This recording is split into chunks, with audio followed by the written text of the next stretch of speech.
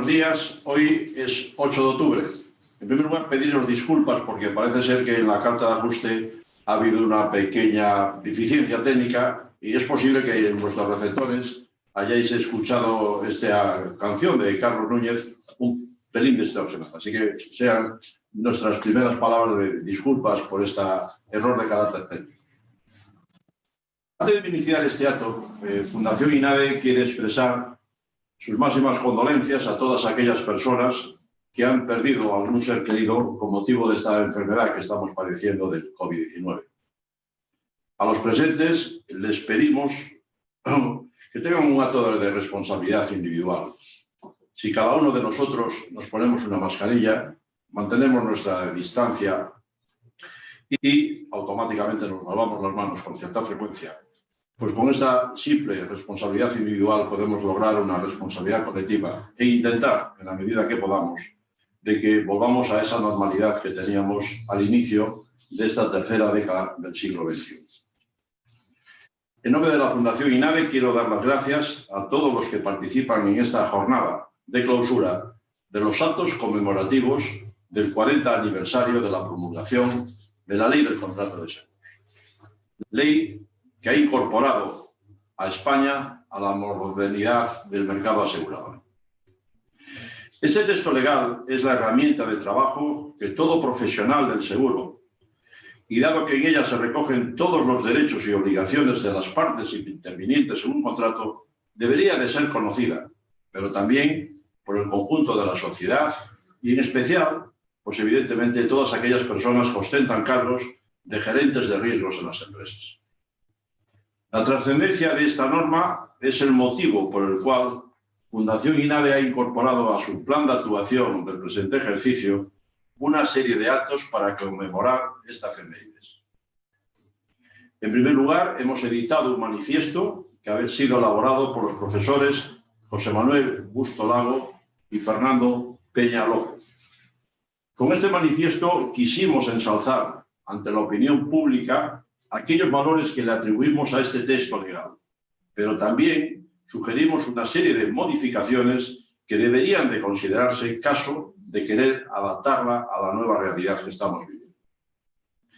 Desde el pasado 7 de julio, que iniciamos estos actos conmemorativos, hemos desarrollado 4 jornadas de trabajo en las que, gracias a diferentes profesionales e investigadores legales, hemos podido conocer en profundidad la norma, así también como contrastar la necesidad de su reforma. Como es habitual, me acompaña en esta sesión el presidente de Fundación INADE, don José Ramón Santamaría, al cual le cedo la palabra. Buenos días a todos y bienvenidos a esta conmemoración del 40 aniversario de la Ley de Contrato de Seguro organizada por Fundación INADE. En primer lugar, quiero dar las gracias a todos los profesionales que han intervenido como ponentes en las 4 jornadas que preceden a este acto de clausura. Agradecerles su tiempo y su generosidad por compartir sus conocimientos con nosotros y con los centenares de personas que nos han seguido por streaming. Su especialización y experiencia profesional nos han aportado un mejor conocimiento sobre aquellas materias que forman parte de nuestra vida cotidiana, aunque no siempre seamos conscientes de ello. Es difícil entender el estado de bienestar de la sociedad española, la creación de riqueza o el sustento de nuestra economía sin tener en cuenta el contrato de seguros. Hoy celebramos que hace 40 años un grupo de expertos en el mundo del derecho consensuaron sus opiniones y convencieron a las autoridades competentes para promulgar la primera ley que en materia de contratos de seguros se publicaba en España.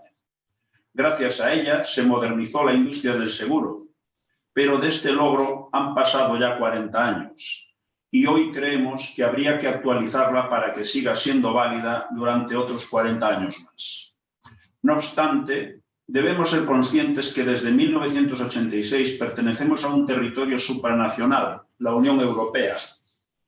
Uno de los objetivos a los que debemos aspirar es que todos los contratos que se formalicen en el ámbito de la Unión Europea tengan para sus ciudadanos los mismos derechos y obligaciones, independientemente del país en el que se celebre el contrato. Es por ello que desde Fundación INADE reivindicamos que antes de que finalice esta década se publique la Directiva de Contrato de Seguros. Reitero mi agradecimiento a todos los ponentes y a todos ustedes y celebremos pues juntos que gracias a este texto que hoy está de aniversario seguimos siendo pioneros a los derechos y obligaciones de los ciudadanos a la hora de contratar un seguro. Gracias a todos por sumarse a esta celebración del 40 aniversario de la Ley del Contrato de Seguros. A continuación, van a intervenir diferentes responsables de las organizaciones de la industria aseguradora española, que creemos tienen una influencia directa en la aplicación y en el desarrollo del contrato de seguros. Se los iré presentando a medida que les vaya cediendo el paso para su intervención. De antemano, a todos ellos, muchísimas gracias por colaborar. En primer lugar, va a hacer uso de la palabra doña Pilar González de Frutos, presidenta de UNESPA, la Asociación Empresarial del Seguro. Buenos días, presidenta. Tiene usted la palabra. El micro, por favor.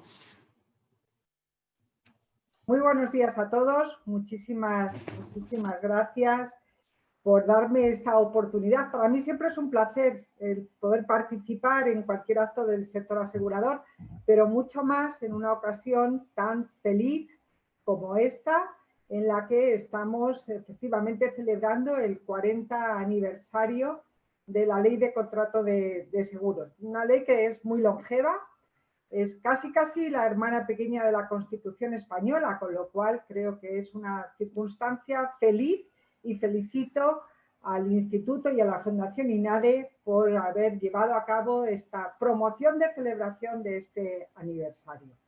Creo que la ley efectivamente ha llegado hasta hoy gracias a que fue muy bien diseñada.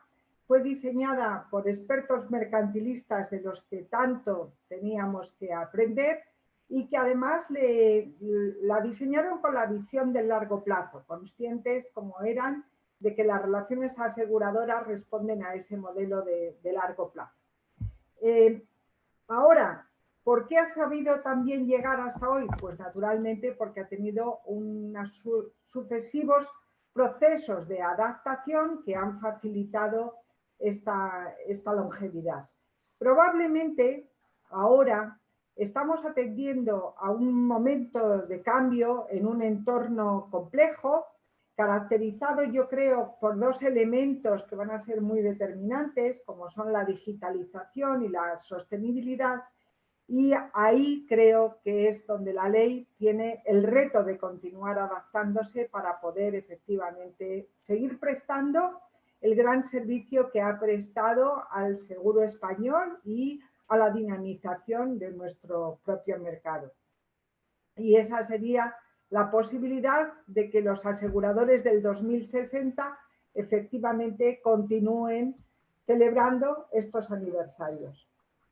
Esas inadaptaciones son muchísimas. Los aseguradores sabemos bien que para tener una relación más transparente con los clientes tenemos que tener muchísimo cuidado con el primer elemento de una ley. Y el primer elemento de una ley que nos debería poner en términos de acuerdo es el lenguaje. Déjenme aquí que les cuente una anécdota que hoy la consideramos anécdota, aunque en su momento tuvo cierta trascendencia. De las grandes y a veces no tan grandes peleas que mantenemos en UNESPA, allá por mediados de los años 90 nos empeñamos en hacer llegar a la Real Academia de la Lengua Española nuestra preocupación porque el lenguaje que en relación con el seguro tenía la Real Academia no reflejaba la realidad de lo que en ese momento el seguro era. La Real Academia definía el seguro como un contrato de cobertura de riesgos en mar o tierra. Punto. No hacía la menor alusión a los riesgos de aeronaves, algo que a mediados de los 90 era más que notable, que existían y que efectivamente tenían una realidad en el mercado asegurador. Ese ejemplo lo pongo únicamente para revelar que esa realidad que va siempre acelerada es algo que no podemos perder de vista. Decía hace un momento que el primer elemento básico en el que nos tenemos que poner de acuerdo es el lenguaje. Y lo digo porque desde UNESPA hemos realizado un trabajo intentando ver qué grado de conocimiento tiene la población española sobre términos aseguradores. Solo un 3% de los clientes de seguro sabe lo que es un sobreseguro. 6 de cada 10 tienen dudas cuando se les pregunta qué es exactamente una preexistencia. La relación es la misma entre los consumidores que no entienden en qué consiste una figura tan importante y tan potencialmente generadora de conflictos como es la regla proporcional. 4 de cada 10 tienen problemas a la hora de entender lo que es un rescate. Y nosotros, los aseguradores, queremos cambiar esto, pero ese rigorismo de nuestra ley de contrato de seguros supone un freno importante también en este objetivo. Ese rigorismo que en principio está ahí para proteger al cliente, pero que probablemente hoy por hoy lo desprotege. Ese mismo rigor es el que se traslada en la propia gestión contractual, porque exactamente igual que hubo un tiempo en que la Real Academia no hablaba de los riesgos vinculados a la navegación aérea, bueno, nuestra ley sigue pensando que lo más protector de los intereses del asegurado es la fehaciencia mediante una firma. Y de verdad, ¿protege más una firma física que la utilización de un lenguaje accesible y plenamente comprensible para todos los ciudadanos? Yo sinceramente creo que no. En ese ámbito de ese rigorismo formal, yo creo que haríamos muy bien también en promover la eliminación de la referencia a las cláusulas limitativas. Este es un concepto que no es más que fuente de conflictos, de dudas y de necesaria interpretación jurisprudencial.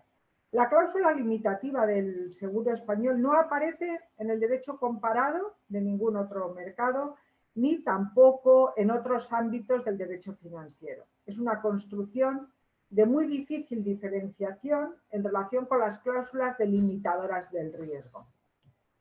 Bueno, cuando en el mundo en el que vivimos apreciamos en el artículo 8 de la ley una larguísima lista de conceptos necesarios para incorporar en los contratos, se hace referencia directa al domicilio, pero en cambio nada aparece en relación con una dirección de correo electrónico o con nuestro teléfono móvil, que hoy probablemente son más indicadores de dónde se nos puede localizar que en nuestro propio domicilio.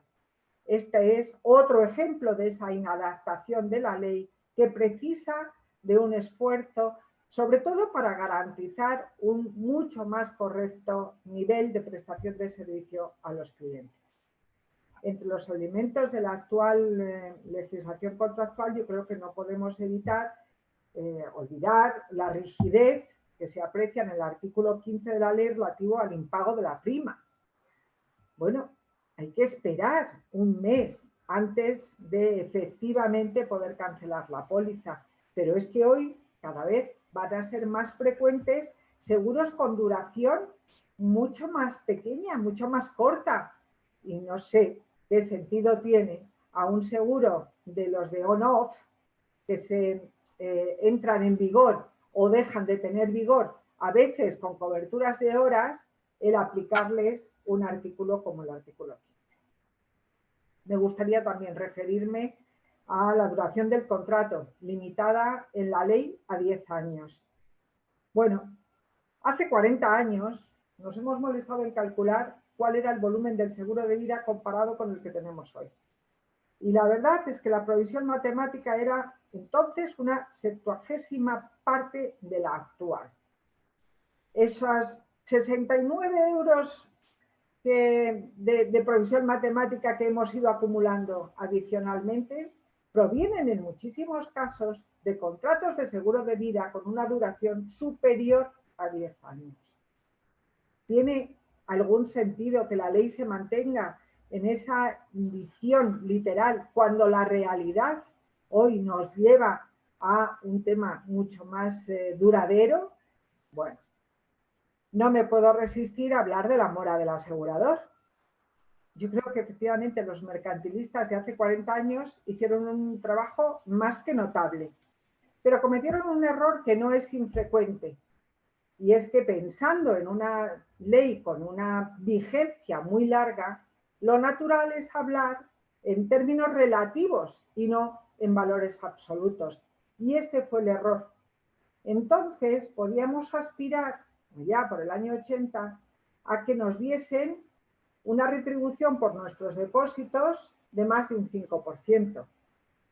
Bueno, en esa situación alguien pensó, hay que poner efectivamente un interés moratorio que sea punitivo. Y ya que estamos, pues redondeemos a un 20%. Claro, la situación financiera de nuestro país y económica ha cambiado tanto que hoy, sinceramente, hablar de un 20% de interés de mora cuando hayan transcurrido 2 años desde la producción del siniestro, esto no tiene el menor sentido cuando estamos, desde el punto de vista macroeconómico, observando intereses negativos para la emisión de los empréstitos públicos. Es verdad que el artículo 20 tuvo una modificación sensible, que el sector asegurador agradeció cuando se limitó este interés moratorio al interés legal del dinero más el 50% durante los 2 primeros años. Pero no se completó la reforma y aquí seguimos con este interés claramente exagerado. Bueno, a la vista del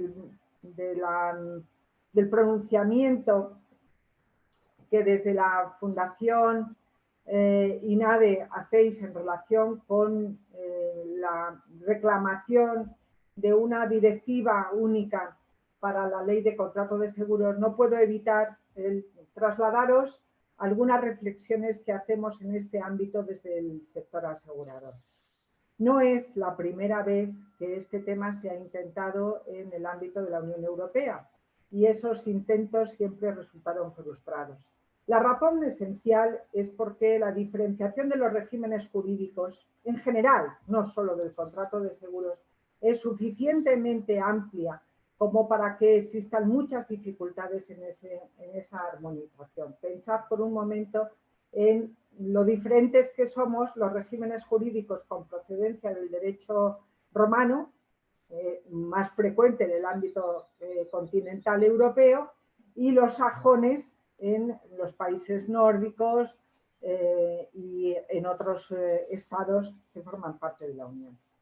Yo creo que hoy por hoy hay muchos factores que tienen incidencia directa en la contratación del seguro, que son factores de comprensión de las necesidades de un cliente local, comprensión de cuál es el riesgo, el idioma, la cultura, las expectativas, la gestión y atención local de los accidentes, de las reparaciones, de las prestaciones, la prevalencia o no de los fraudes, en los que probablemente también la idiosincrasia de los clientes de diferentes nacionalidades es diferente, el entorno de la legislación fiscal y laboral, en fin, un montón de elementos que llevan probablemente a que hoy por hoy no exista prueba concluyente de que haya una auténtica y significativa demanda latente de seguros transfronterizos.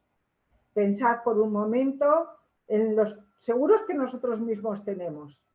A alguno de nosotros se nos ocurriría ir a buscar a una compañía en Suecia un seguro para nuestro hogar, pues probablemente no. Y tampoco se le va a ocurrir fácilmente a un sueco venir a pedir a una compañía española un seguro para su casa en Estocolmo. Esto,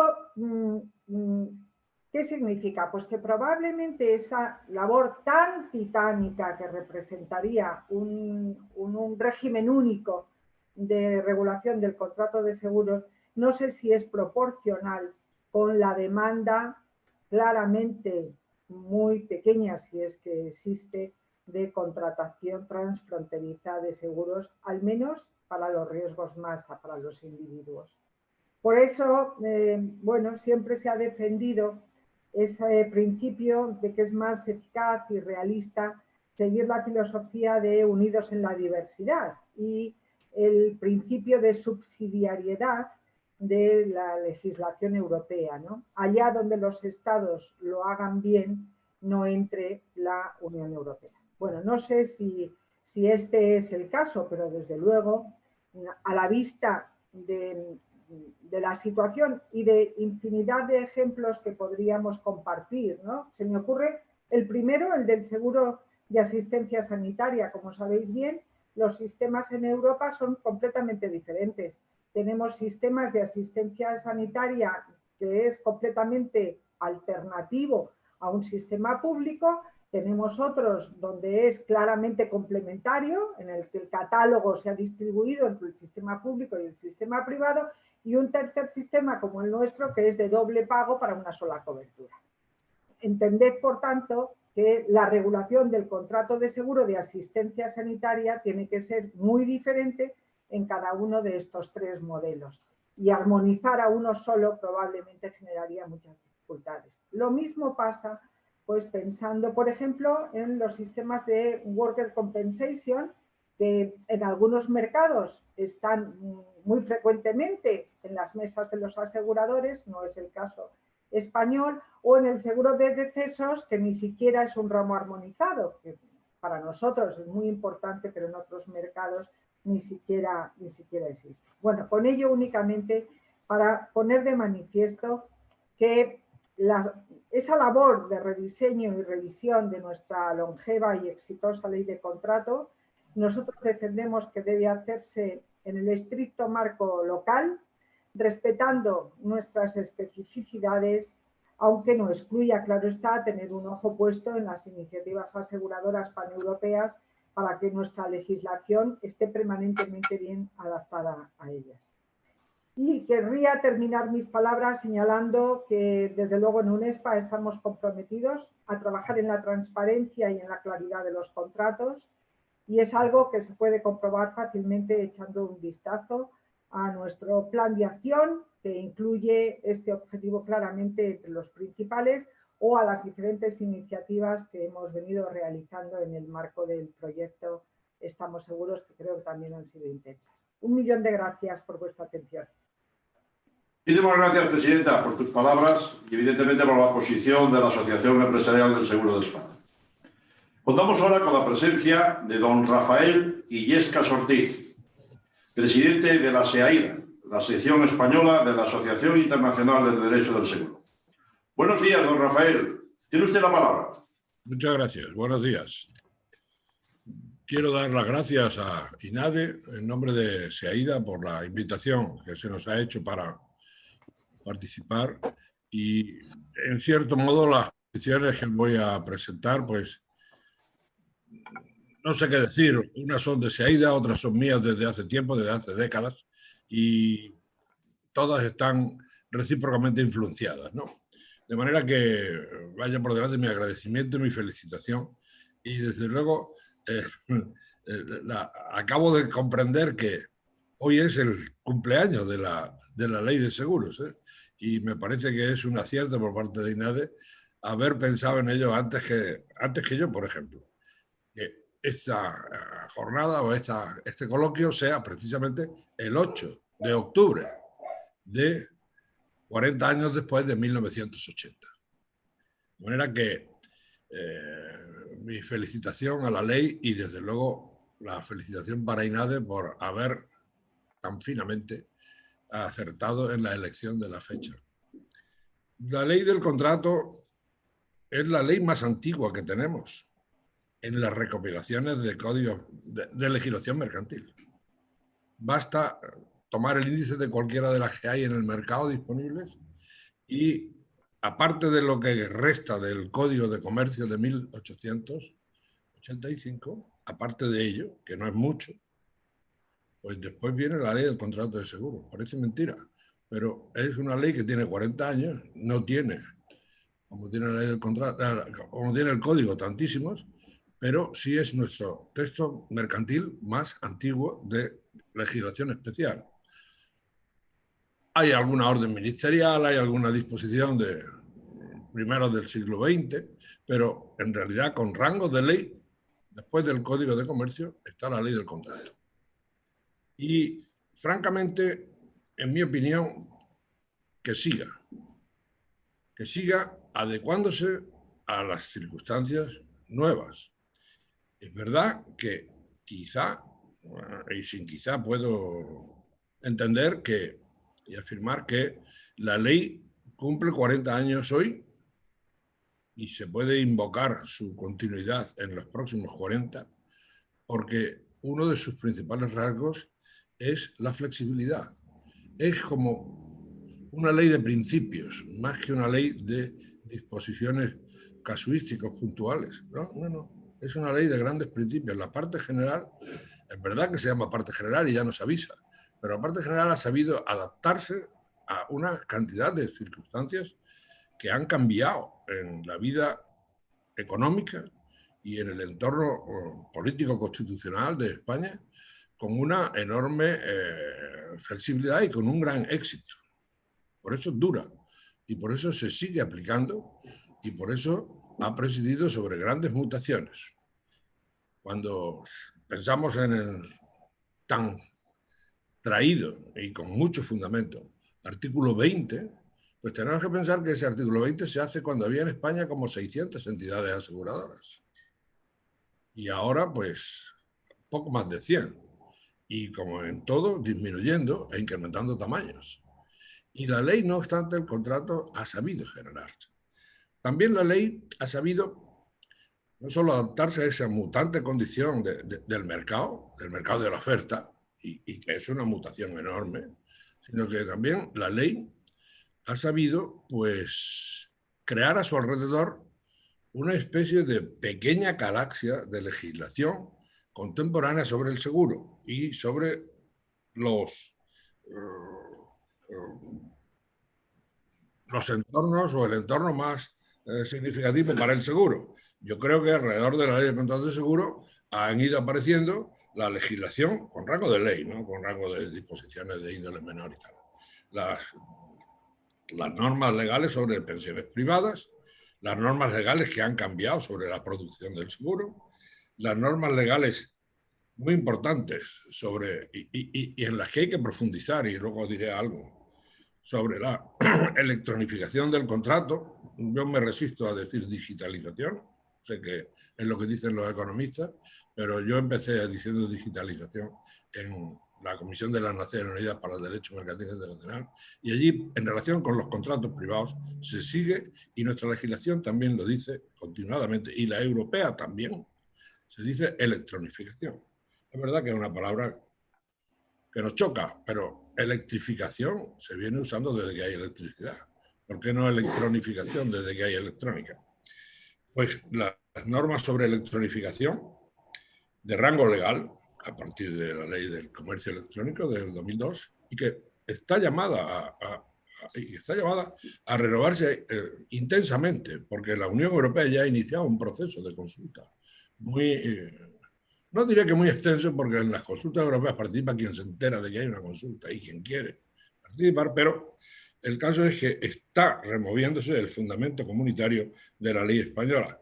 Pues en relación con la electronificación del seguro, tenemos una ley con frecuencia olvidada y parcial, pero extraordinariamente útil, que es la ley del 2007, la ley 22/2007, muchas veces ignorada y desconocida. Y creo que igualmente en materia de supervisión, o como se haya ido llamando, pues también la situación ha sido muy cambiante durante estos 40 años y sin embargo la ley del contrato ahí ha seguido. Esa es la galaxia del seguro, por así decir, quizá alguna cosa más.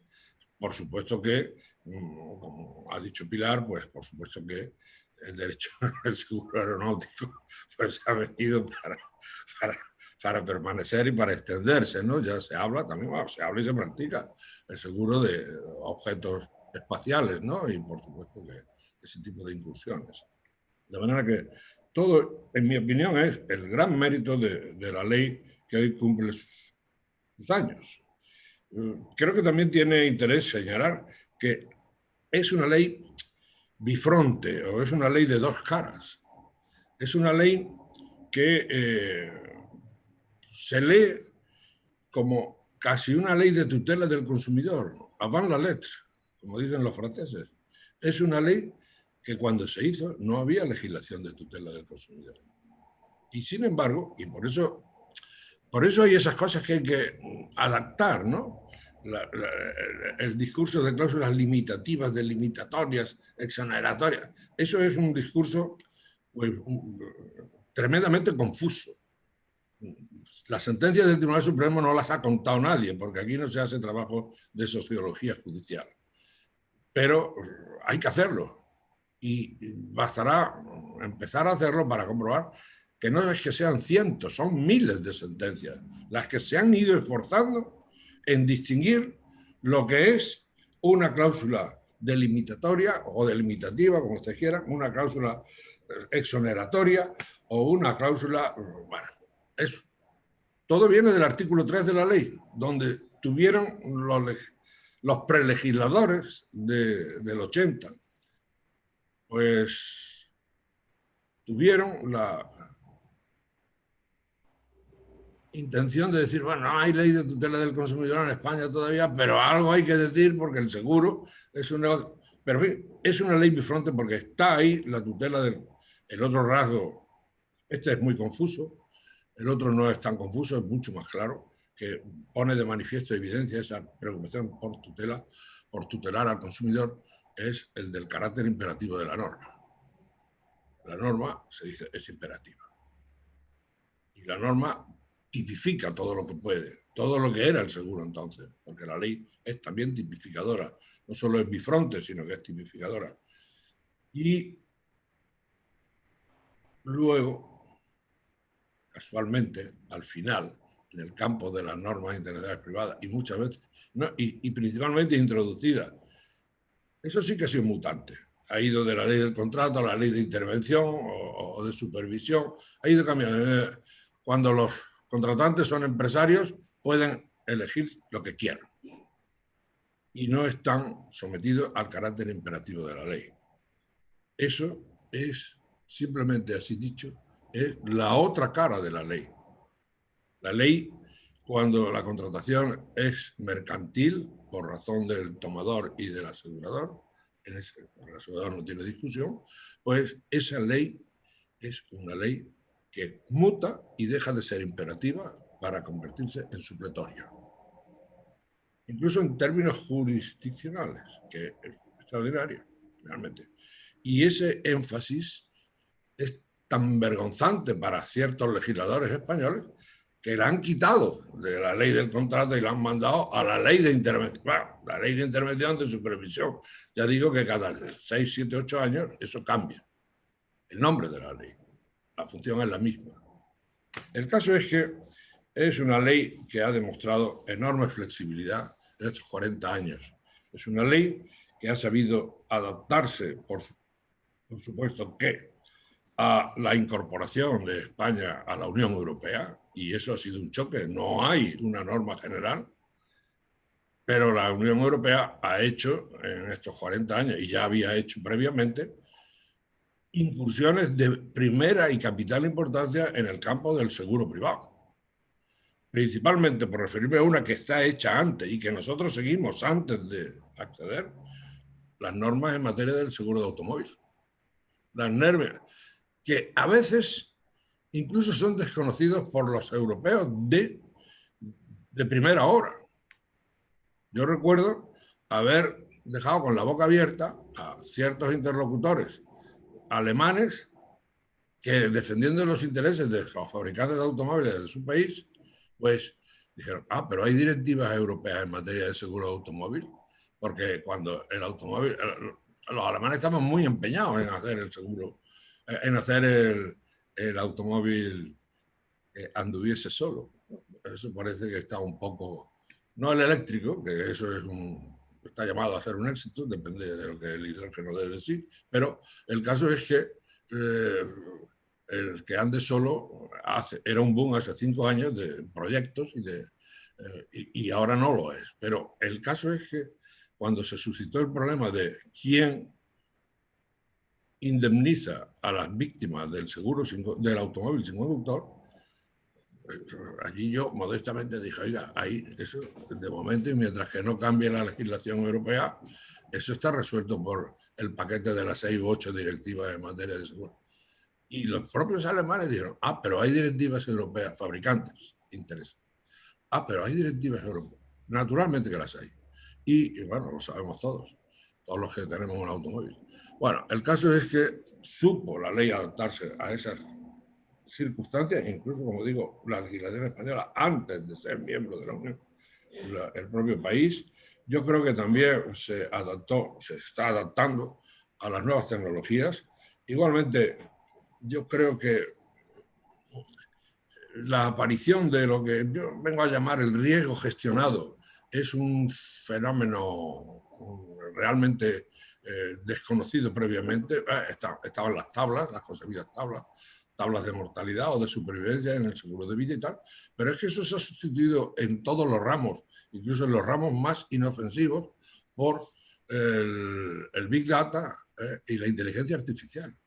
Esas dos aplicaciones electrónicas, macroaplicaciones electrónicas, hacen que la situación del asegurador frente a los riesgos que asegura sea una situación hoy día de mucha mayor inteligencia y mucho mayor preconocimiento de la envergadura de los riesgos que afronta. De manera que hay ahí otra manifestación y por supuesto que se ha adoptado a la mutante supervisión y, en fin, la ley es muy meritoria por muy diversas razones.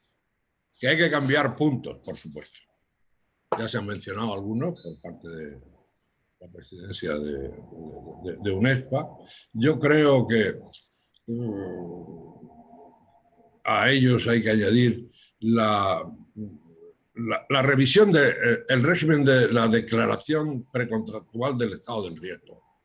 Eso, fíjense ustedes, en un país ajeno y enemigo de la legislación particular o especial, como decimos en el continente, como es el Reino Unido, Inglaterra y Gales, pues ahí se han hecho 2 leyes de intervención al principio de esta década, que ahora termina, que son leyes sobre la obligación de declarar el riesgo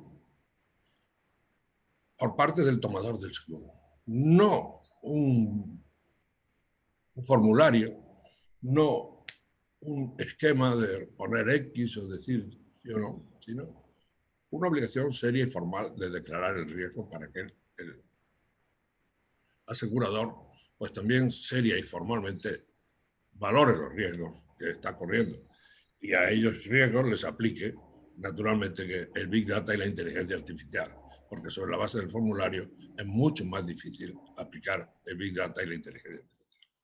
El caso es que yo creo que eso, pues no hay más remedio que replantearlo, y es verdad que para las compañías ha sido durante estos años, pues esta casi medio siglo, pues ha sido una situación relativamente cómoda, ¿no? Pero, y mucho más incómoda el revisar declaraciones pormenorizadas, pero el caso es que me parece que no hay más remedio.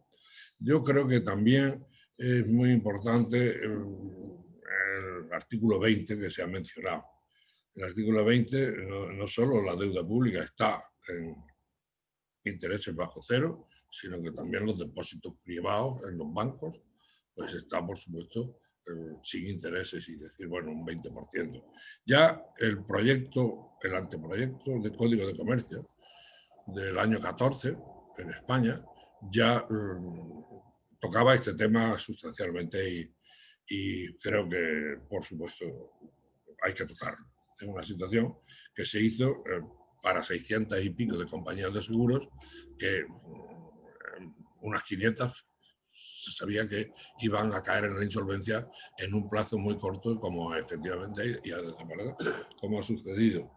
Yo creo que la claridad o la transparencia en la cobertura pactada igualmente es muy importante. El sistema actual que he mencionado antes, se ha mencionado, de delimitación, yo creo que tiene que ser mucho más preciso. Hay de partirse de, además, en vista del grado de competencia existente entre los aseguradores, ha de partirse de, pues lo que pasa con cualquier producto, con cualquier servicio. Los precios que pagan los consumidores por adquirirlos son significativos del servicio que obtienen a cambio. O sea, un seguro de automóvil o un seguro de vivienda no es lo mismo cuando se paga barato que cuando se paga caro. Las coberturas yo creo que tienen que ser precisas y proporcionadas a los precios practicados. De manera que no se diga, pues sí, pues no, esto no está una vez que el siniestro ha pasado, sino que se tiene que saber a priori cuándo se conoce, cuándo se contrata.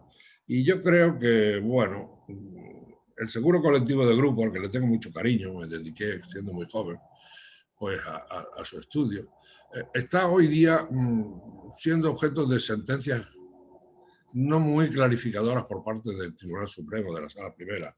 Y efectivamente, si se ve el artículo 81 de la ley, por citarlo con un pretexto, pues claramente es manifiestamente insuficiente. Yo creo que exigir una declaración de riesgo era cuando se creó el seguro, era una de las ventajas que el grupo se consideraba homogéneo. Eso ha desaparecido. El grupo tenía una cierta homogeneidad y eso era lo que permitía correr sus riesgos sin declaraciones individuales de los asegurados. Y por último, yo creo que la electronificación del contrato, que ya ha recorrido bastante camino. En España se contratan electrónicamente como un 4% de los seguros anualmente. Pero creo que hay que dar mucho más empuje a la cuestión y creo que en beneficio de las dos partes contratantes. Y yo creo que esa ley 22 que he citado del 2007 es una ley que tiene que... porque esa ley es una ley que dice de la tutela del consumidor en los servicios y tal, ¿no? Es una ley que en su denominación no es clara y por eso en parte pasa desapercibida. Tiene un capítulo dedicado al seguro, otro a la bolsa y otro a la banca.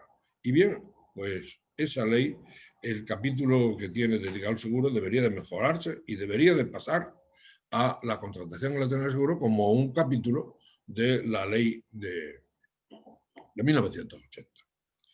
Respecto de la Unión Europea, con ello termino, respecto a la Unión Europea yo creo, he dicho antes que la Unión ha hecho grandes incursiones en el seguro y las ha hecho con singular acierto. Y la ley de los Estados miembros, la ley nacional, ha sabido adaptarse. Pero una directiva general en materia de seguros, yo creo que chocaría probablemente con el principio de subsidiariedad. El principio de subsidiariedad es un principio que permite que se haga una nueva, y se está haciendo, todas las grandes modificaciones de la ley del seguro, casi todas prácticamente, tienen origen comunitario, tienen una directiva detrás, tienen algún reglamento, y entonces ello ha venido sucediendo. Ahora, el esfuerzo por hacer una directiva, que además una directiva luego no produce tan satisfactorios resultados codificadores. Y porque hay muchas maneras de cumplir con el mandato de la directiva y cuando no se cumplen o se cumplen dudosamente, es mucho el esfuerzo que tiene que hacer el Tribunal de Justicia para, y los estados que tienen que personarse para conseguir que el estado que no ha aceptado la directiva en todos sus términos, pues se corrijan. Creo que la subsidiariedad en este momento es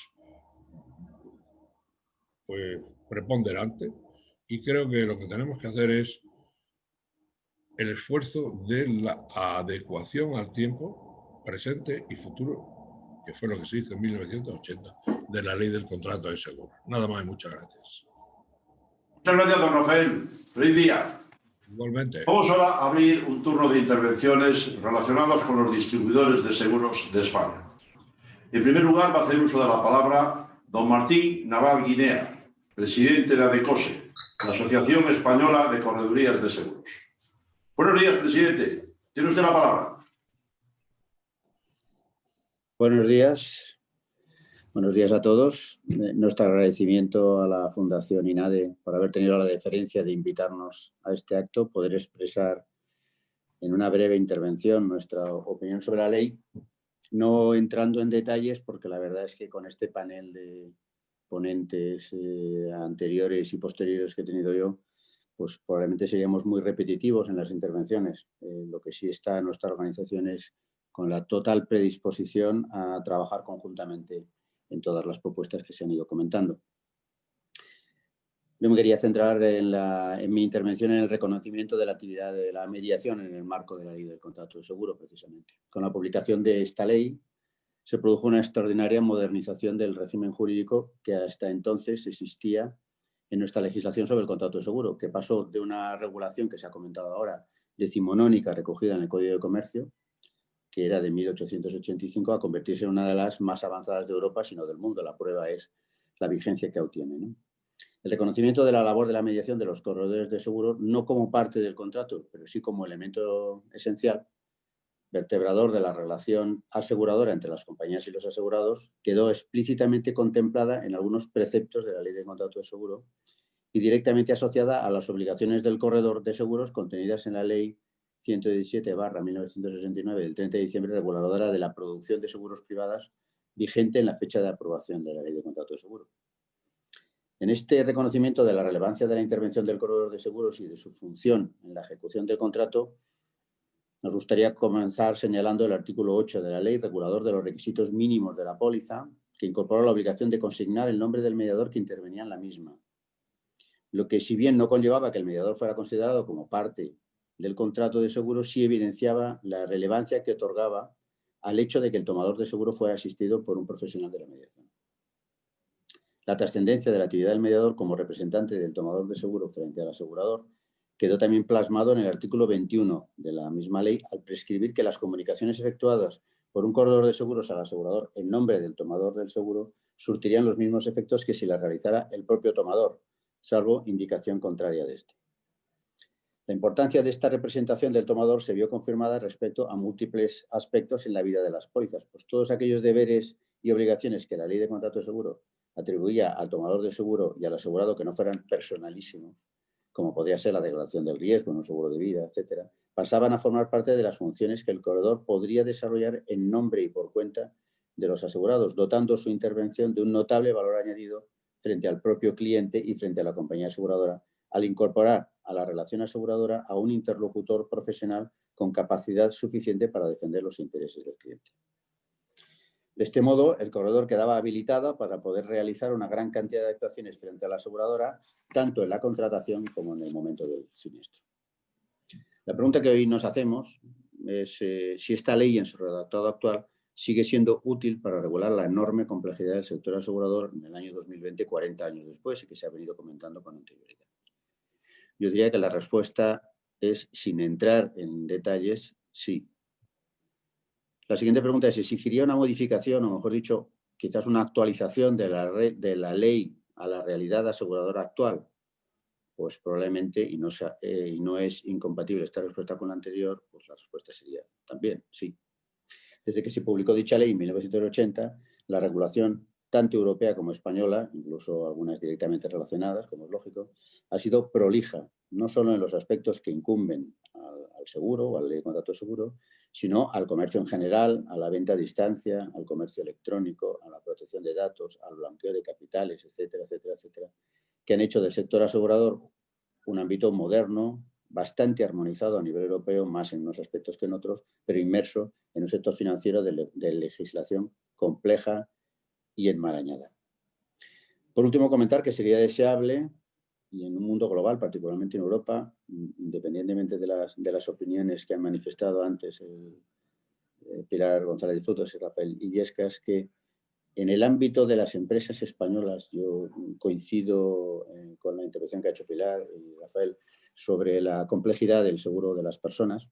Bueno, y la prueba es que se está viendo ahora intentar armonizar el tema del régimen de pensiones y es complejísimo. Pero sí en un mundo global como es ya Europa, por supuesto, que las empresas españolas que cada vez tienen más intereses comerciales en diferentes países europeos, ya no solo europeos, pero particularmente europeos, un intento de armonización mínima de la legislación relativa al contrato de seguro que permita a estas empresas y a las propias aseguradoras trabajar los riesgos fuera de nuestro país, en el entorno europeo, en esas operaciones transfronterizas con un nivel mínimo de homogeneización similar al conseguido en otras materias del mismo ámbito financiero.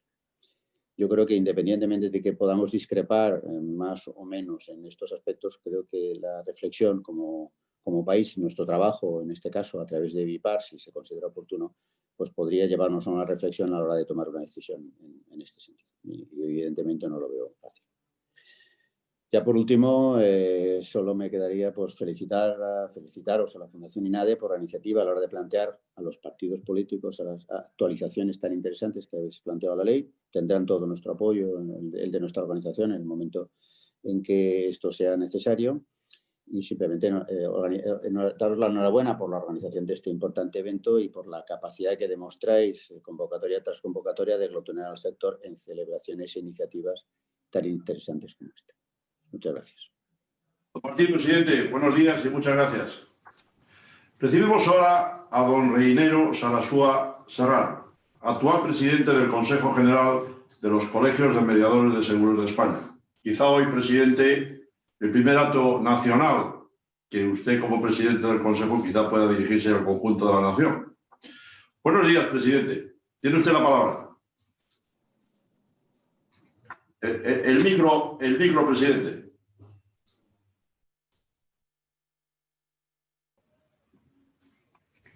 Muchas gracias. Te decía Adolfo, la solemnidad del primer acto a nivel nacional pues a mí a veces un poco abruma un poquito, pero bueno, tampoco. También es verdad que son bastantes ya los años que estamos en estos cometidos y poco a poco vas tomando la forma, ¿no?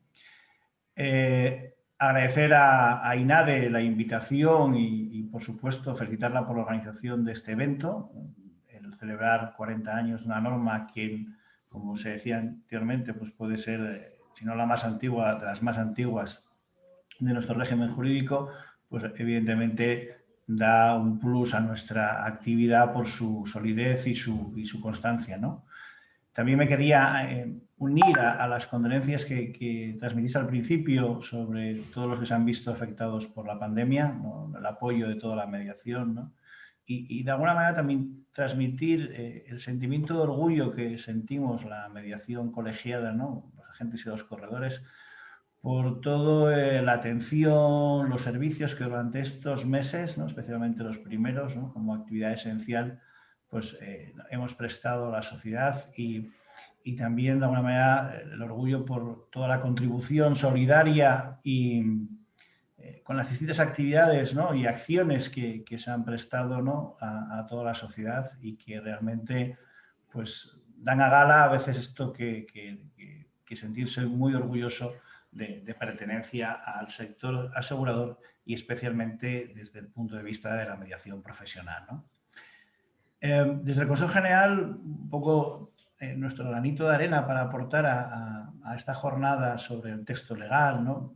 Reconocer, cuando ya intervienes después de grandes ponentes, a los que saludo en este momento, pues es difícil también añadir, ¿no? Simplemente ratificar pues, lo beneficioso que fue de una forma práctica esta ley, ¿no? Y realmente a través de la jurisprudencia y doctrina pues ha sabido consolidarse como una norma muy práctica y muy resolutiva para los distintos conflictos, ¿no? Esa duración, pues evidentemente le da atestigua su validez, ¿no?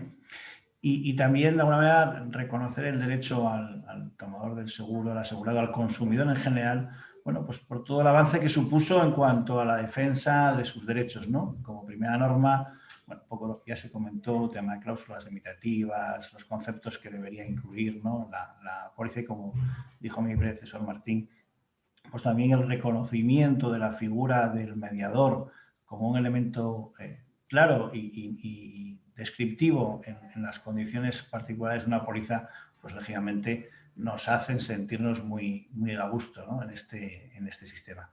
Es verdad que posiblemente, como todos los que vamos teniendo años, necesitamos cierto refresco, ¿no? Cierta actualización y la norma no tiene por qué ser distinta, ¿no? Ya desde el Consejo General, cuando se intentó aprobar un nuevo Código de Comercio, pues aportaron, bueno, pues nuestras propuestas, nuestras observaciones, ¿no? Sobre los intereses de mora, el tema del impago de prima. Bueno, hubo un momento ahí que se aportó, no se llegó a un buen término, pero seguimos creyendo que es necesaria pues determinados cambios que puedan actualizarla al mundo de hoy, ¿no? A las nuevas tecnologías, a la nueva sociedad, ¿no? Porque realmente lo que más ha cambiado en estos 40 años es la sociedad en general, ¿no? Y como una norma que nos abarca a todos, pues tiene que ir adaptándose, ¿no? Yo querría aportar unos detalles, sobre todo que en el día a día del mediador, ¿no? Desde nuestro punto de vista, sí que pues una reforma de esta ley, que también pensamos que posiblemente es la mejor solución, ¿no? Derogarla y hacer una nueva, sino posiblemente creo que tiene suficiente fuerza y ya jurisprudencia como para reformarla. O sea, afectan a determinados artículos de la misma, ¿no? En concreto, pues un poco el artículo 18, que parece muy prolijo, ¿no? Y habla, claro, de las facilidades que tiene el asegurador para indemnizar o si lo considera sustituir el pago de la indemnización por una reparación. Eso debería quedar un poco más claro porque a veces asistimos a determinadas normativa interna de aseguradores donde o reparas o vas a los sitios donde ellos te marcan o el consumidor se ve un poco indefenso, ¿no? O lo haces como marca su norma interna, su norma mercantil o realmente el asegurado puede tener un punto de indefensión, ¿no? Hay más aspectos, ¿no? En cuanto, como decía, señalaba el artículo 21 antes, señora Abad, las comunicaciones efectuadas entre el corredor y el asegurador, asistimos a que, de alguna manera, esto debería regularse también un poco más, con más detalle, porque hay aseguradoras en estos momentos que, bueno, pues no sirve una comunicación expresa. Bueno, cada compañía tiene un librillo concreto de cómo se tienen que hacer estas comunicaciones y cuándo sí esta comunicación del corredor la lleva a efecto o no, ¿no? Abundaría un poco más en algún punto con el artículo 74, ¿no? Sobre la independencia que tiene el seguro de defensa jurídica, ¿no? También asistimos a veces a conflictos porque al ser aun siendo una garantía independiente del contrato, ¿no? De la modernidad de un contrato multirriesgo que ya se aportaba, pues en determinados casos se olvida esta circunstancia y se le impide el ejercicio de esta cobertura al asegurado para defender los derechos cuando entra en conflicto con su propia aseguradora, ¿no? En muchos casos, ¿no? Evidentemente, también podría añadir al hilo del avance tecnológico y de la digitalización o la electronificación, como decía Rafael, aportar alguna herramienta, me imagino, seguro que habrá más, pero tipo blockchain, para que en estos soportes duraderos, que es la norma que marca la ley, pues las pólizas tengan un soporte legítimo que garantice que el documento que se está uno descargando digitalmente de una compañía de seguros sea el que firma el que inicialmente tenía lugar o firmó, ¿no? Realmente, bueno, es una realidad que hemos asistido a distintos contratos que van incorporando pues, cláusulas, quizás algunas por la evolución también o la jurisprudencia, pero debería quedar un registro de en qué momento y en qué condiciones eso se tiene en cuenta en el contrato, ¿no? Y a través de herramientas blockchain podrían venir, podrían venir muy a favor de tener pues, toda la crónica o todo el cronograma de evolución de esta póliza, ¿no? No quiero tampoco acabar sin referirme un poco a una realidad, ¿no? Que es la libertad de contratar.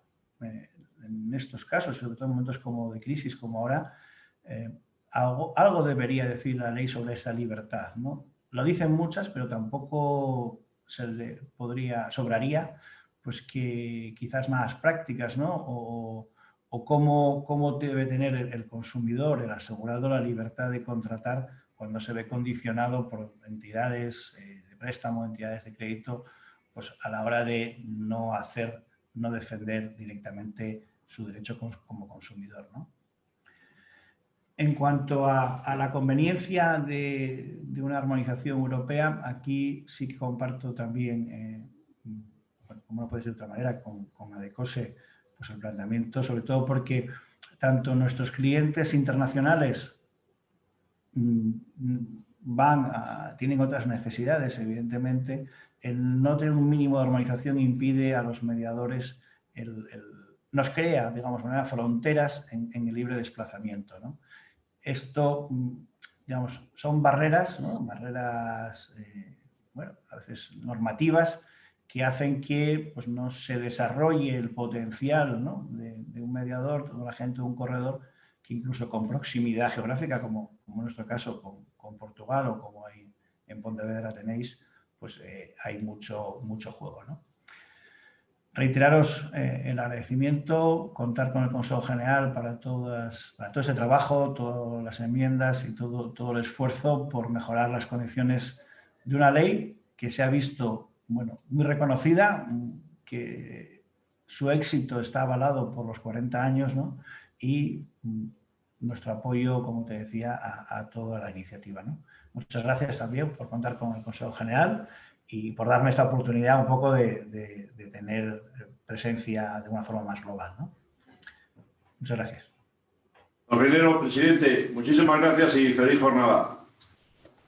Una de nuestras reivindicaciones en nuestro manifiesto es el establecimiento de mecanismos alternativos a la resolución de los conflictos para que sean más eficaces y que alivien, en cierto modo, las cargas de los órganos jurisdiccionales españoles.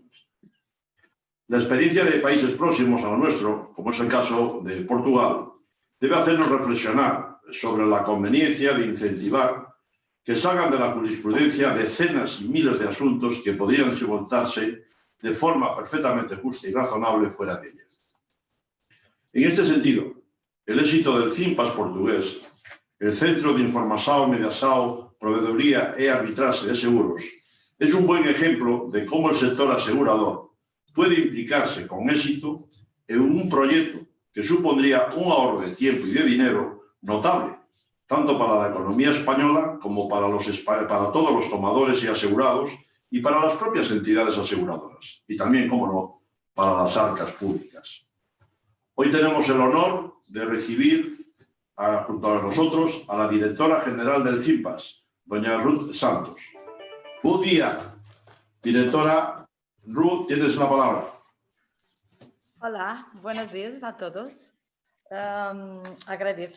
Empiezo por agradecer la invitación que me envió la Fundación, especialmente a Adolfo. Es un gran placer venir hoy aquí para compartir un poquito de actividades de CIMPAS y de mi experiencia como directora. Como habrás notado, voy a hablar en una especie de portañol, lentamente, despacio, con una pronunciación que es la mejor que consigo. Y para hacerlo más fácil, voy a hacer una pequeña presentación en PowerPoint y voy a compartirla en la pantalla con ustedes.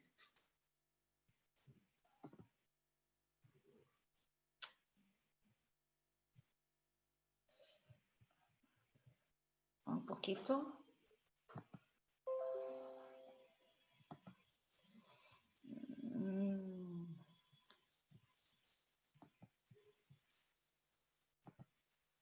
Un poquito más. Aquí está.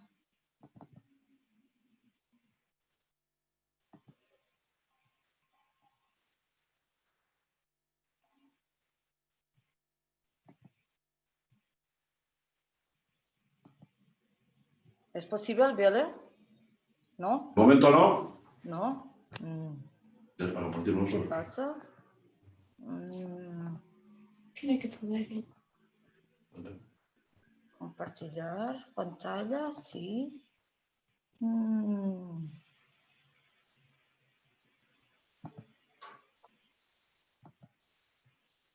Tienes tú que sumarle. No sé qué pasa. ¿Quieres que la compartamos nosotros desde aquí? No sé.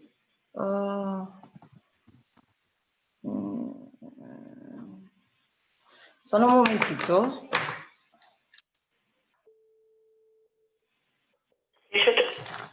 Sandrine, pode vir aqui, por favor. Só um momentito, não sei o que passa.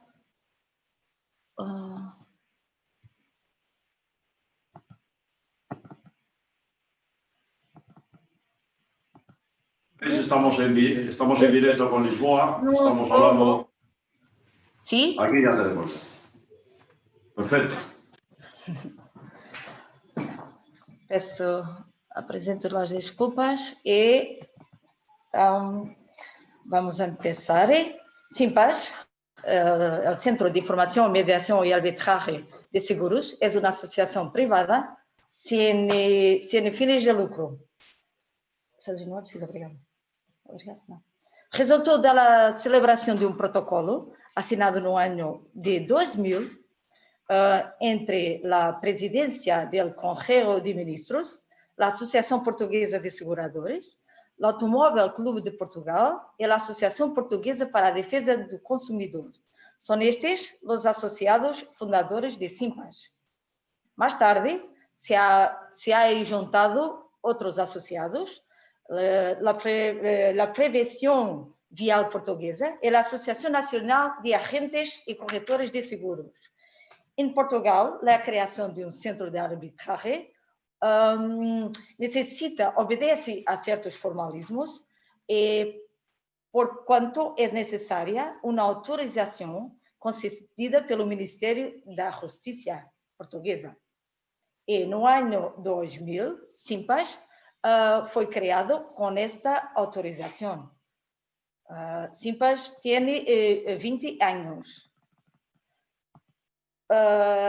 SIMPAS es un centro de arbitraje de competencia especializada, o que es diferente de los demás centros de arbitraje en Portugal, como los de consumo de competencia genérica. SIMPAS tiene competencia na área de seguros, apenas na área de seguros. Para tal, ha instituído un servicio, es el Servicio de Mediación y Arbitraje de Seguros para resolución de los conflictos que nos son presentados diariamente.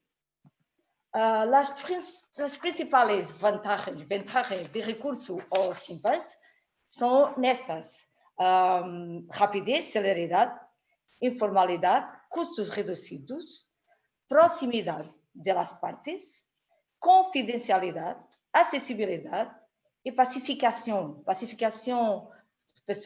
personal y social.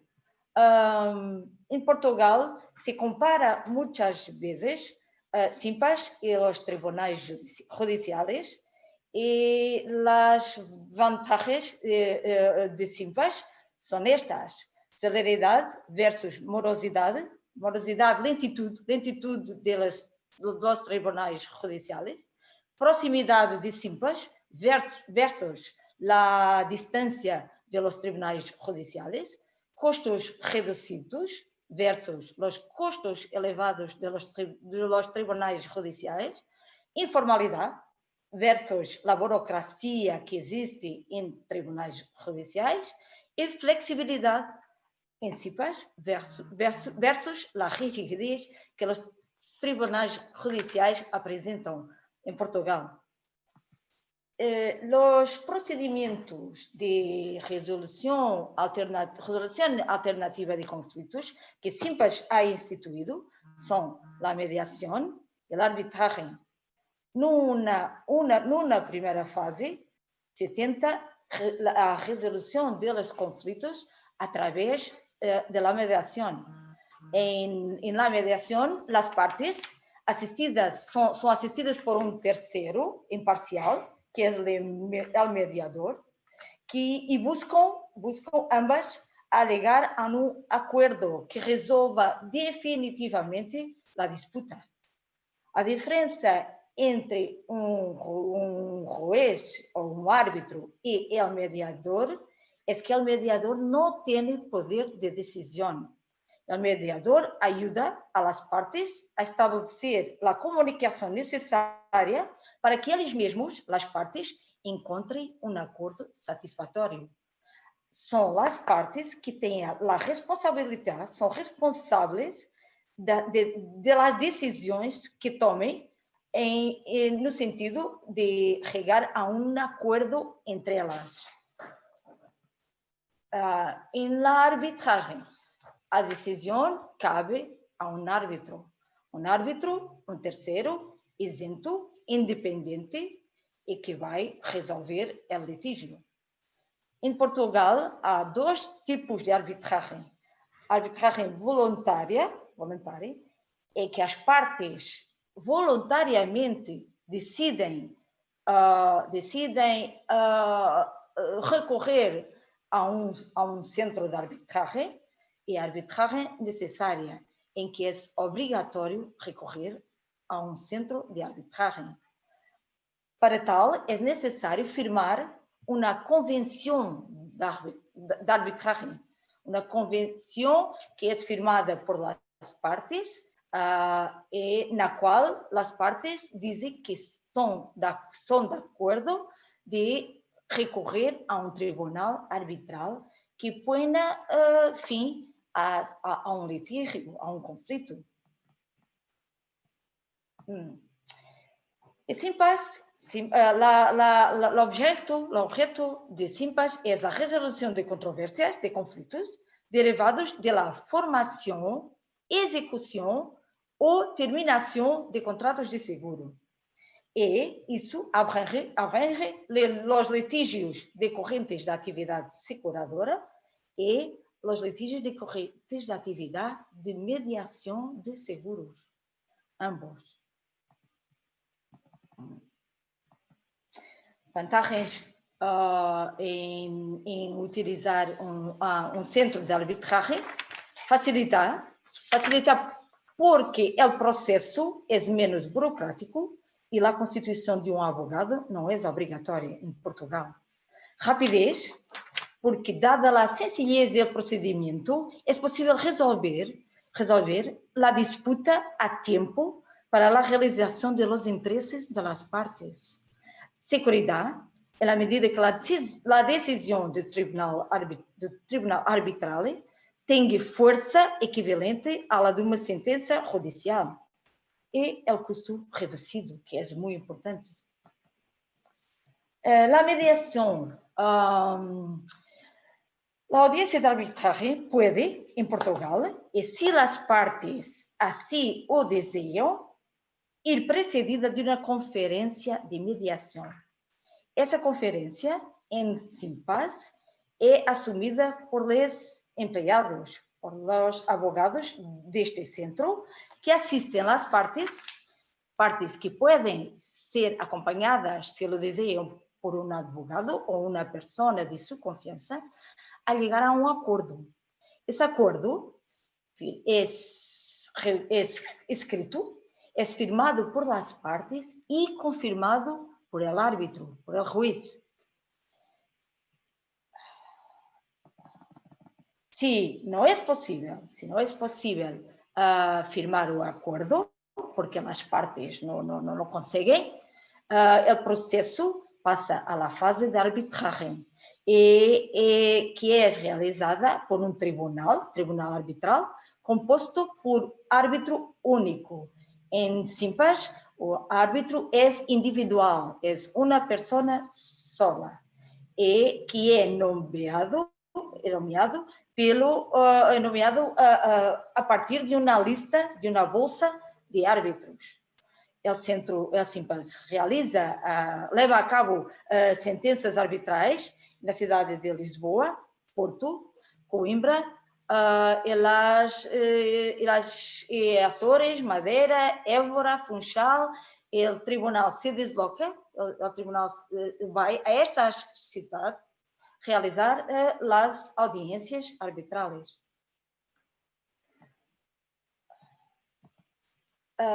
SIMPAS dispõe de uma lista composta por 16 árbitros, todos advogados, e nomeados por la Junta Directiva del Centro. São 16. A constituição do advogado não é obrigatória por las partes, aunque é aconsejada por SIMPAS, especialmente nos processos, nos casos de valor mais elevado. La decisión de arbitraje tiene el mismo valor que una decisión judicial de primera instancia y en caso de incumplimiento por una de las partes, la otra podrá solicitar su ejecución al tribunal judicial competente. En CIPAS, el laudo arbitral apela al Tribunal de Apelaciones.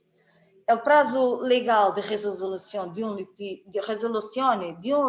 un conflicto es de 90 días, mas este prazo poderá ser superior. Es muy difícil cumplir el plazo de resolución de un conflicto en 90 días.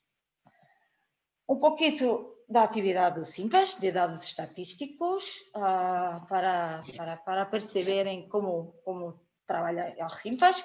Queixas recebidas, processos recebidos nos últimos 10 anos.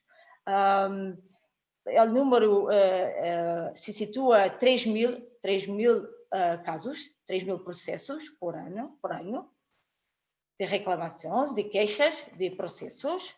A distribuição de processos é esta: Lisboa e Porto. As maiores cidades do país são aquelas que têm maior número de processos. Aqui está a diferença entre Lisboa e Porto. Por exemplo, em 2019, cerca de 2.000 processos entraram em Lisboa e quase 1.000 no Porto. As áreas de asseguradoras automóveis é o grande número de processos que entram no SIMPAS são de conflitos automóveis, resultam de sinistros automóveis, depois multirriscos, responsabilidade civil, saúde, vida, acidentes de trabalho, acidentes personais e depositar caução. Em Portugal se chama caução. Processos encerrados em fase de mediação, a fase de acordo entre as partes. Não são muitos, são pouquitos. Em 2019, 210 processos que foram resolvidos em mediação através do acordo entre as partes, entre reclamante e consumidor e seguradora. Em arbitragem, muitos mais, são estes todos, cerca de 1.245 em 2019. Os processos encerrados aqui em percentagem, 50% dos processos são resolvidos em arbitragem e em mediação 8% e depois em outras fases. Nem todos, como vos há dito, a arbitragem pode ser voluntária. Ou seja, depende da aceitação do reclamante e da seguradora. Por vezes, o reclamante não aceita vir à arbitragem. Em 2019, 460 reclamantes não aceitaram vir à arbitragem. Por razões... muitas vezes apenas não têm dinheiro para continuar o processo. As seguradoras também podem recusar vir ao SIMPAS. Em 2019, 380 processos han sido encerrados por falta de adesão da seguradora. número de árbitros del centro em 2019 foram 16, como vos havia dito, 7 em Lisboa, 7 no Porto, 1 em Coimbra e 1 no Algarve, em Faro.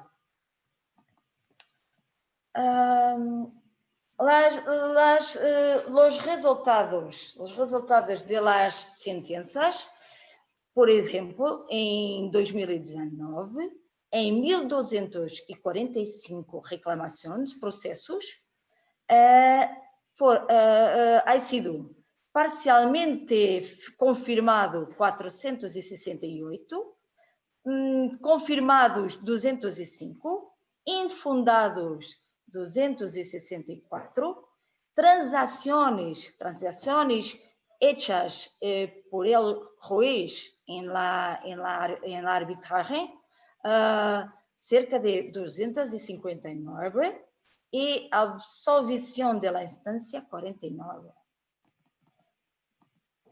Tiempo de resolución del proceso es cerca de 100 días, então são 3 meses, entre 3 e 4 meses para a resolução do processo. É muito mais rápido do que os tribunais judiciais em Portugal. E número de recursos para os tribunais de apelação, número de apelações. Em 3 anos, entre 2015 e 2017, havemos 46 recursos, de los quais apresentados por el reclamante, 13 em 2015, 10 por el seguradora, em 2016, 11 por el reclamante, 4 por a seguradora, e em 2017, 8, 3 apresentados em Tribunal de Apelação por el reclamante e 5 por el reclamada. E é tudo.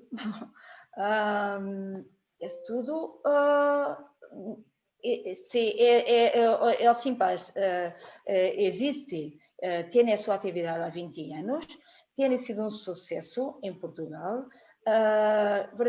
Verdaderamente las personas prefieren a venir a un centro de arbitraje e não a um tribunal judicial, sobretudo pelos custos reduzidos, pelo tempo rápido de resolução de processos, e penso que seria uma grande iniciativa em Espanha adotar um centro semelhante, porque me parece que tem todos os motivos para ser um sucesso também aí. Gracias. Muchas gracias, Ruth. Bueno, han estado escuchando a Ruth los diferentes invitados de esta mañana, representantes tanto del sector asegurador como del mundo de la distribución del seguro.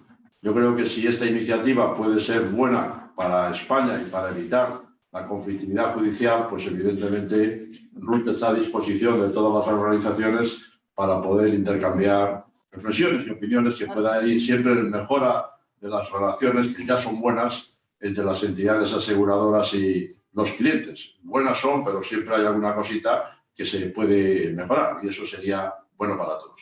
Antes de despedir a Ruth, también quiero dar las gracias a doña Paula Ríos, que ha sido la compañera que ha ayudado a que esta comunicación hoy con Lisboa se haya producido. Así que, Ruth, muchas gracias, muchos éxitos al SIMPAS. Gracias. Ya sabes que ayer hemos empatado, con lo cual nos hemos repartido un poco el balón. Y bueno, era amistoso y dentro de la amistad siempre es conveniente repartir los abrazos. Cuídate mucho y muchas gracias. Adiós, muchas gracias.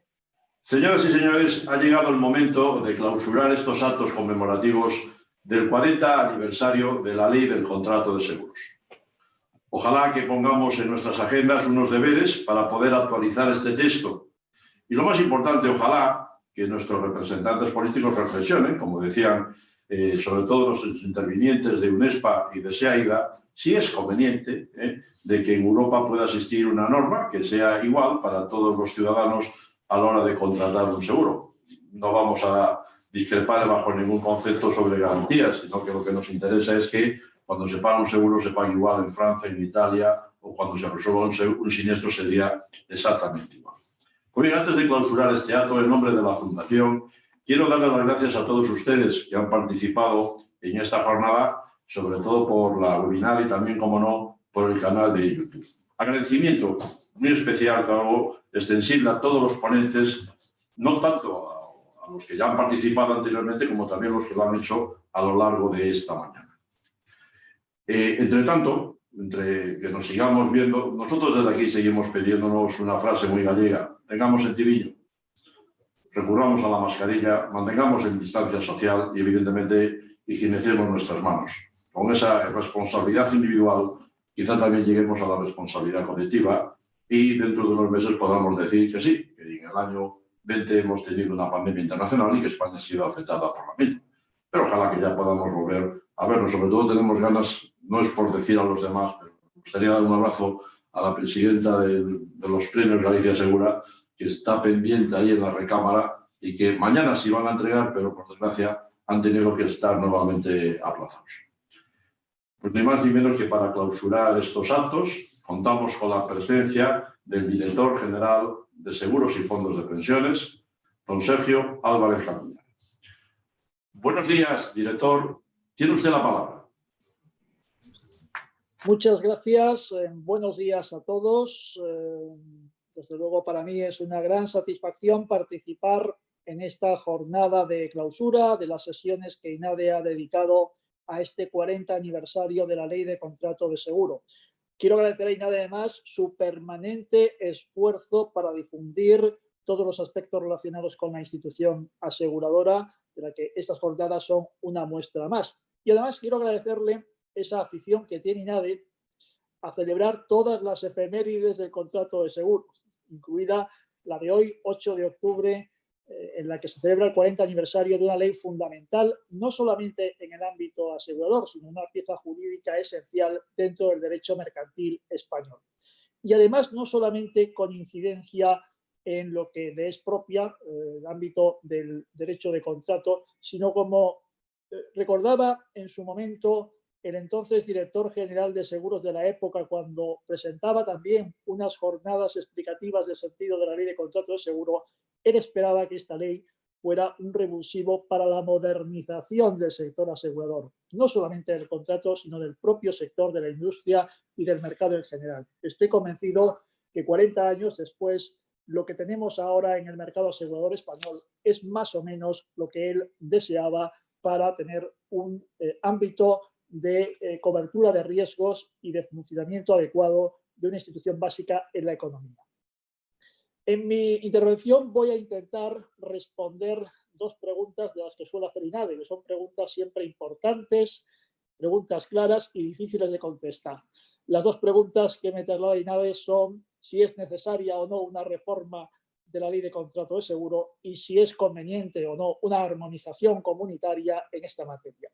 Y voy a responderlas, lógicamente, desde el único punto de vista que puedo hacerlo, que es el del supervisor de seguros. Respecto a la primera cuestión, la necesidad o no de una reforma de la ley de contrato de seguro, me gustaría recordar que cuando esta ley cumplió 25 años, hace ya 15 de eso, la propia Dirección General de Seguros se hizo esta pregunta: si era necesario entonces una reforma de la ley de contrato de seguros. Y era una pregunta oportuna porque en esos primeros años del siglo XXI había ya un montón de iniciativas en materia de comercialización a distancia de servicios financieros, de contratación a distancia en general y una avalancha de normativa en materia de protección al consumidor en su sentido amplio. Por ello, entonces, la Dirección General de Seguros se planteó si era conveniente presentar al Ministerio de Justicia una propuesta de reforma de la ley de contrato de seguro. Y subrayo lo del Ministerio de Justicia porque solo a él le corresponde el impulso de reforma en materia que es de derecho privado. Para realizar el análisis sobre la necesidad de reforma, entonces, se trabajó mucho en la Dirección General de Seguros, en sus distintos ámbitos, en el servicio de reclamaciones, en el servicio de conductas de mercado, en los servicios de inspección. Se contó con la colaboración del Consorcio de Compensación de Seguros. Se creó una comisión de trabajo en la Junta Consultiva de Seguros y se consultó también al mundo de la academia y de lo que entonces se denominaban los operadores jurídicos.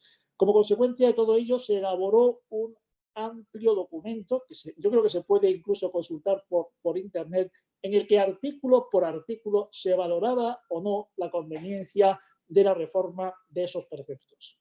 Pero más allá de propuestas concretas en determinados artículos que parecían necesarios para acomodar la ley a la realidad de aquel momento, la conclusión fundamental, y esto me parece importante subrayarlo, era que no era necesario cambiar la ley de contrato de seguro, que no era ni siquiera necesario hacer una reforma de sus elementos estructurales. Quizá algunos preceptos sí debían ser actualizados y adaptados, como finalmente así se hizo en el año 2015 a través de la Ley de Ordenación, Supervisión y Solvencia de Entidades Aseguradoras. Y ese fue el mensaje que se trasladó al Ministerio de Justicia y que además creemos que el Ministerio de Justicia también asumió como propio, porque los trabajos de la Comisión General de Codificación en relación con la parte de contrato de seguro de lo que luego sería el anteproyecto de ley de futuro Código Mercantil recogían este espíritu de reforma solo de algunos aspectos.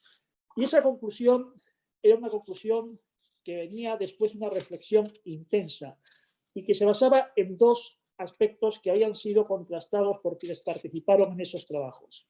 En primer lugar, la alta calidad técnica y el enorme valor jurídico de la Ley de Contrato de Seguro de 1980, que no es de extrañar, solo recordando quienes participaron en los borradores del anteproyecto, nada más nada menos que Fernando Sánchez Calero, Manuel Olivencia, Broseta, Justino Duque y Aurelio Menéndez. Con este plantel, desde luego, era difícil plantear cualquier propuesta de reforma que no estuviera muy bien fundamentada.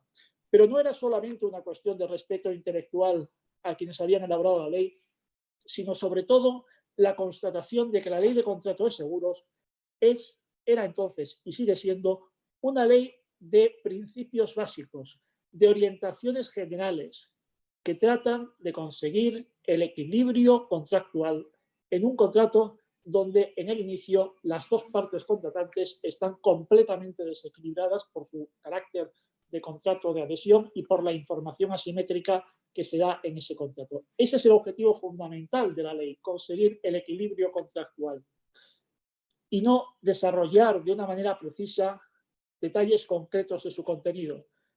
No se podría entonces ni se puede convertir ahora la Ley de Contrato de Seguro en una norma reglamentista ni en una especie de condicionado general superior. La Ley de Contrato de Seguro tiene que fijar esos principios, como lo hace actualmente, para conseguir el equilibrio entre las partes.